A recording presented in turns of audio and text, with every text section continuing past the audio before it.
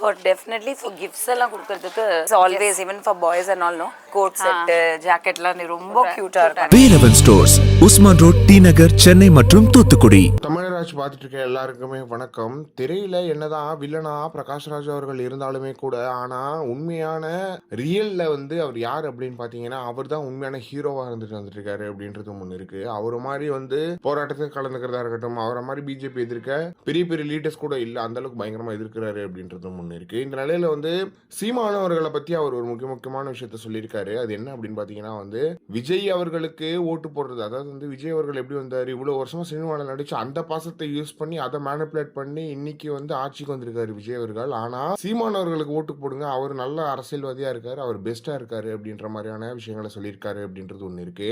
இன்னைக்கு தமிழ்நாடு நிலைமை ரொம்ப மோசமா போயிட்டு இருக்கு அப்படின்றது ஒண்ணு இருக்கு. இன்னைக்கு மட்டுமே தமிழ்நாட்டுல 5-6 போராட்டங்கள் அங்கங்க நடந்துட்டு வந்துட்டு இருக்கு அப்படின்றது ஒண்ணு இருக்கு. ஆனா அவங்க மேல எல்லாம் வந்து போலீஸ் வந்து பயங்கரமான கடும் தாக்குதல்களை வந்து பண்ணிட்டு வந்துட்டு இருக்காங்க அப்படின்றதுமே வந்து ரொம்ப மனசு கஷ்டமான விஷயமா இருக்கு. ரொம்ப மோசமா வந்து இளைஞர்களை மாணவர்களை அவங்க ஹேண்டில் பண்றாங்க அப்படின்றது ஒண்ணு இருக்கு.